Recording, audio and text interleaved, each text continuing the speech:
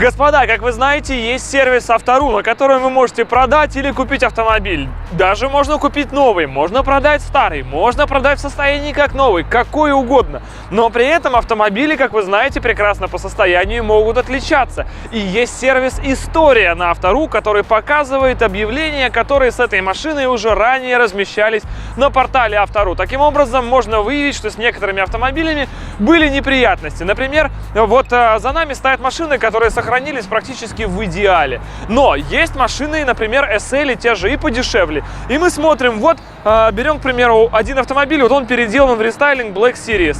И это неспроста, потому что в этот рестайлинг он был переделан после ДТП, что видно хорошо из сервиса История на Автору. Используйте этот сервис и сделайте правильный выбор при покупке интересующего вас автомобиля. Все ссылочки и подробности о том, как пользоваться этим сервисом, а также на сам портал Автору вы найдете в описании под этим видео. Ну красавчики же, а!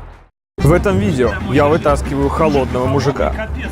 Подъезжает другой мужик в клетчатой рубашке, но потом я его вырежу на монтаже. И я толкаю гироскутером в Wrangler. А идею говорить вначале как топ-гире мне вообще Никитос предложил, а я повелся. Так что это все он, я не виноват.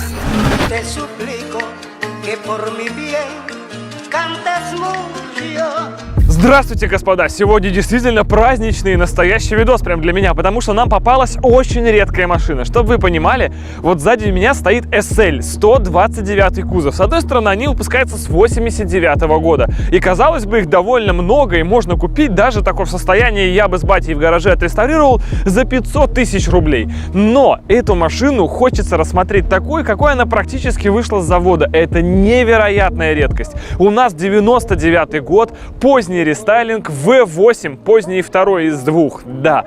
И состояние, которое достойно миллионов. Дело в том, что если вы сейчас наберете именно во втором рестайле машину купить БУ, то их по стране 4, из которых 2 типа брать не рекомендуется, там много вопросов даже по фотографиям. Одна за 2 миллиона и одна за 3 миллиона. Настоящий, мать его, Мерседес. Погнали!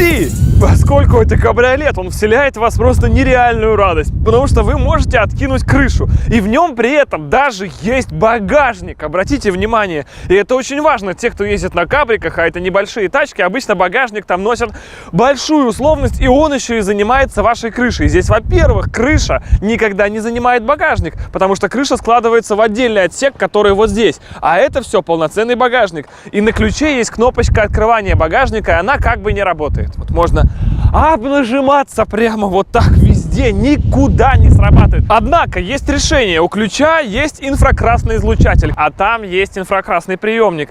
Ты такой подходишь к тачке. Пожалуйста, увидь меня. Нет? Да. Теперь да. Смотри, давай повторили теперь и уже на опыте, да? Ну, типа ты крутой такой, идешь там с чекулей и вот так вот убираешь руку, типа там не подаешь виду, а там на самом деле вот... А? Нет, погоди. О, да, это срабатывает. А в теории это может сработать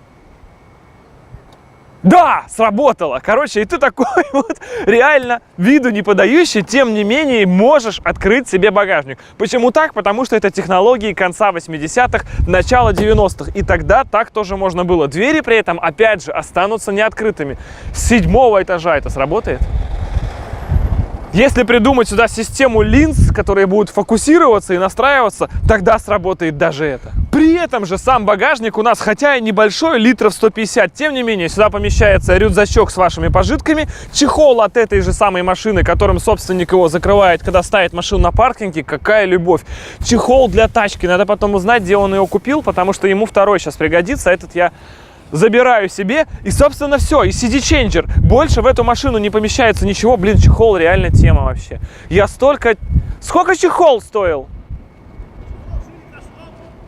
Кастомный по заказу, а сколько денег? Я не помню, давно было. Сейчас вспомнишь. Итак, я уже предвижу все ваши многочисленные комментарии на тему того, что да, диски это 50% вида автомобиля. Здесь хорошо бы смотрелись какие-нибудь 20-е или там 18-е немеренные тапочки. И чаще всего такие машины и продаются с 18-ми AMG-шными тапками, еще раз за широкими. Но видите, какая есть особенность? Эта машина, как и ее хозяин, до сих пор в хорошем живом состоянии. И это произошло именно потому, что именно и тапки, и хозяин, они все в принципе в одну струю смотрят, то есть за комфорт. Если сюда поставить эти разноширокие колеса, начнется колея, начнется чуть более жесткая подвеска. Уйдет вот эта вот, знаете, вся немеренная мерседесовская вальяжность. И поскольку эта машина с завода, в принципе, в те времена, хоть и считалась спортивной, ехала 6,5 секунд в середине 90-х. Представляете, какая это была ракета? Сегодня этим уже никого не удивить. Нет смысла, наверное, рубиться за эту рулежку, за эту немеренную поворачиваемость и прочему. Это просто старый Мерседес, кабриолет, офигенный, в который нужно просто сесть и отдыхать. Поэтому здесь такие тапки, они способствуют очень хорошему настроению вот там вот внутри салона. Тем более из того салона эти тапки не видно. Поэтому сейчас садимся, наслаждаемся и забываем про всякие неприятности с подвеской. Вот, да, они 17-е. На видео должно было быть иначе. Но для жизни вот так лучше.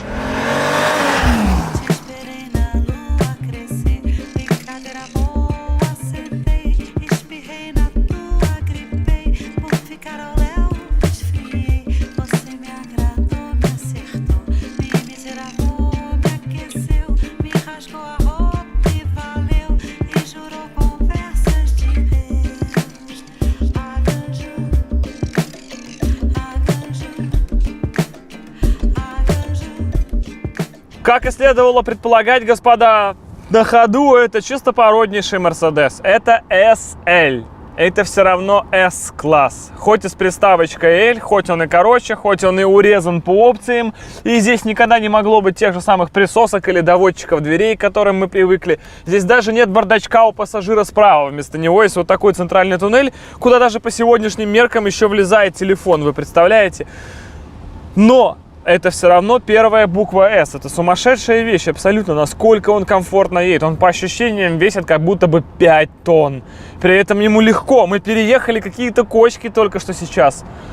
Божечки, как классно, что он в таком идеальном состоянии. Под капотом 303 или 309 сил. Уж не помню, как там кто-то можел. Никакого желания надавить педаль даже не возникает. Это 5 литров, которые располагают к спокойствию. Здесь даже педаль тормоза какая-то такая вальяжная. Но, однако, если мы надавим... Это V8! Это V8! Он тянет, и он очень хорошо тянет. Боже мой, что-то мы так быстро едем. Но скорость ощущается исключительно по спидометру. Я даже включил, вот так вот нырнул туда головой посмотреть, потому что еще руль под себя не настроил. А руль у нас тут должен быть с электрорегулировкой. Секундочку. Вот это сейчас... Вот это сейчас было прямо руль с электрорегулировками. Да, конечно, это 99-й год, понятно, что это третий рестайлинг, но корнями-то и кузовом машина уходит еще в начало 90-х, в 89-й, когда начала выпускаться. Это безумие. И как кабрик, она, я им хочу сказать, дико посчитана. Дело в том, что я сейчас езжу у себя на Wrangler без крыши, но Wrangler-то не кабрик. Wrangler это просто кусок квадрата, к которому что-то одного к другому приделали, и оно едет. А здесь считали. Мне не дует, мне не шумно. Я при этом еду без крыши, в затылок не задувает никакой ветер, потрясающий. Для этого есть экран, он причем сзади механический. То есть посмотрите, Его вы складываете и раскладываете исключительно рукой, у него нету сервопривода, хотя присутствует некая кнопка. Ну-ка, погоди. Мы его берем и поднимаем. Точно, это подача его. И все, потом берешь так и отпускаешь обратно. Идеально. Просто идеально. Здесь есть столько незнакомых мне до этого в Мерседесе 90 кнопок, о которых я даже не представлял. Да, здесь нету также парктроника, который был в 140-х кузовах гораздо раньше, чем в этой машине, но это все-таки не 140-й кузов.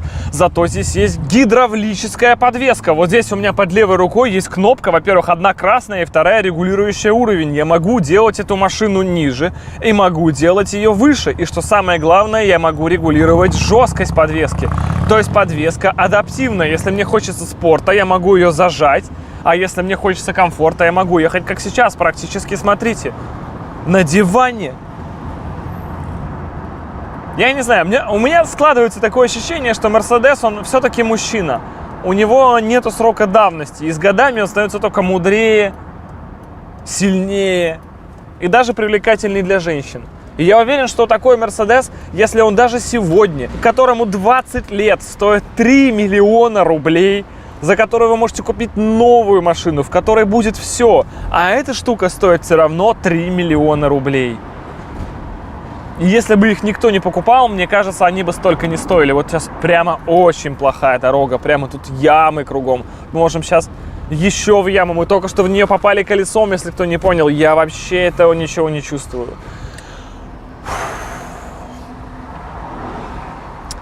И я не люблю Мерседесы. Я не могу сказать, что я когда-либо в жизни хоть раз мечтал о том, чтобы у меня был Мерседес. Да нет. Мне вообще не упал никакой Мерседес. Но каждый раз, когда я сажусь за руль одного из них, они меня съедают. Я не могу объяснить это логически. Я не могу... Это просто какой-то разрыв головы.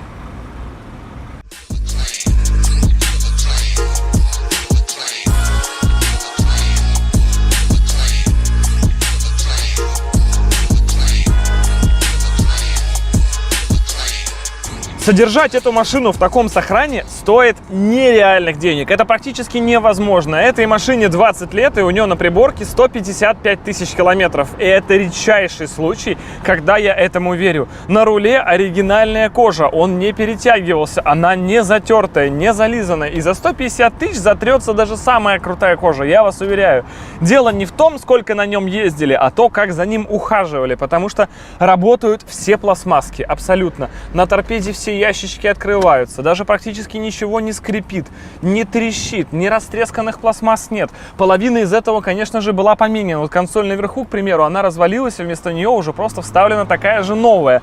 Причем эти машины, если мы их будем пытаться восстанавливать, сегодняшний ценник на них просто зашкаливающий. То есть еще лет 10 назад что-то можно было где-то найти. Сегодня из такого, что более-менее доступно по деньгам, это мотор-коробка, потому что это 5-литровый V8, который часто встречается на чем угодно, начиная от геликов, заканчивая S-классами, и через все проходит. Собственно, какие-то элементы подвески, возможно, и все. Кузовня и салон – это нереальная боль. На сегодня сделать эту машину, скажем, из состояния, если с ней что-то не так, у вас, вероятнее всего, не получится. Это просто стоит каких-то конских денег. И купить эту машину за 3 миллиона в нашем состоянии, как сегодня, будет реально дешевле, чем пытаться восстановить ее, даже если вы взяли за 400. То есть стоимость ремонта SL 99 года или 89 года такая же, как стоимость нового SL. То есть тут, и хотя уже SL нового, как мы понимаем, нет, но это все сравнимо с тем же классом Мерседеса на современные деньги. Без разницы, сколько ему лет. Боже, как он переезжает эти рельсы, их просто не замечаешь. Чудовищная кинематика. Еще рельсы. Вот сейчас будут еще рельсы. Да, блин, мы проехали рельсы только что. Их вообще не было. Эта машина просто не замечает препятствий. Еще один Мерседес, который меня съел.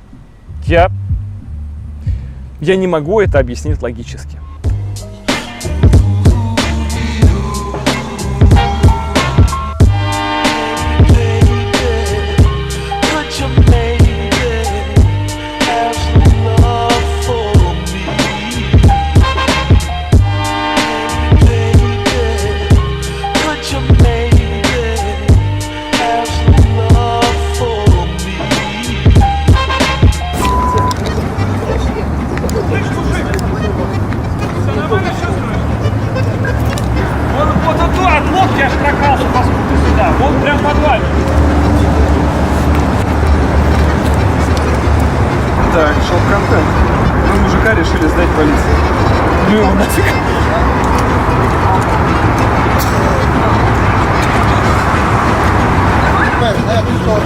Мужик, давай руку.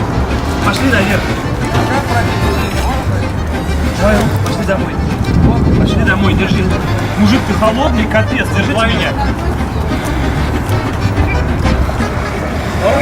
Скользит.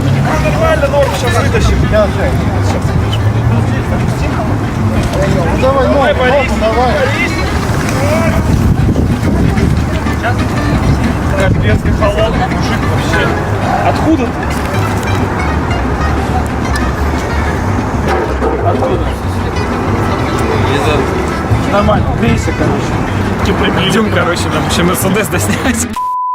Смотрите, какая интересная фишка. Это первый раз, я сидел во многих, очень многих Мерседесах, это первый раз, когда я вижу здесь рабочие подкачки. То есть я теперь знаю, как они работают. Все эти рычажки, которые, я думаю, 90% из вас видела в Мерседесах у друга, бати, знакомых, они, оказывается, прикинь, вот для чего. Тут можно подкачивать, подспускать что-то. Эта поясница, например, зашла. Эта поясница пониже, ближе к простате зашла. И вот это я прямо уже опасаюсь. Что-то меняется, я не могу понять, что. Боюсь признаться на камеру, короче, да. Это уже подходит совсем близко. Это работает, вы представляете? И самая страшная кнопка, которую я вижу впервые в этом Мерседесе, это огромная красная кнопка на торпеде возле коробки передач, да? Я от страха всегда тормоз нажимаю, когда я ее держу. Это конструкция из 80-х, пацаны. То есть сейчас начнется такое количество звуков, там такое количество направляющих, это нужно держать постоянно. Если я включу драйв при этом, нет, не останавливаться. То есть главное физически не ехать. То есть она как-то сюда встегивается, там чем-то еще подзакусывает, мать ее. И она продолжает трещать при этом. То есть там, по-моему, не только электрика, но такое ощущение, что еще и гидравлика. Я, конечно, не очень ручаюсь за это, но, по-моему, все-таки, наверное, там только электрика. Но количество всего вот это вот, так хочется сунуть туда руку и посмотреть, что будет. Но страшно. То есть смотри, так же ты ее...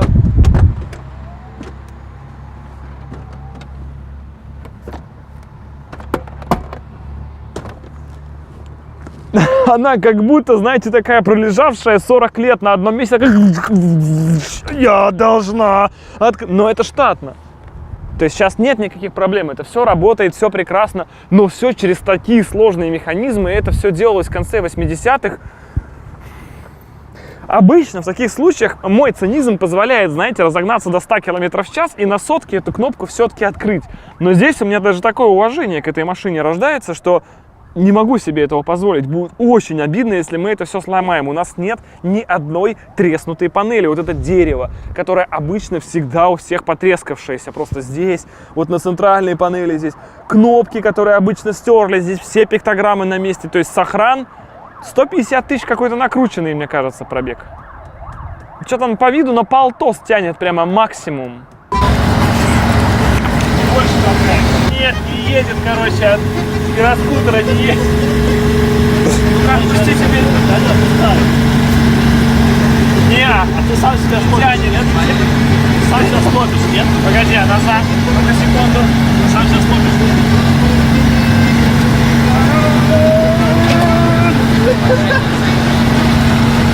Мне кажется, ты сам себя слопишь. Гироскутер не утащит, Тань. Конечно, это ты. Ну, отпускай, отпускай. Не, вот все, там трясется, ведь не потащит. Жаль. Вот это потащит кого хочет. Это само собой.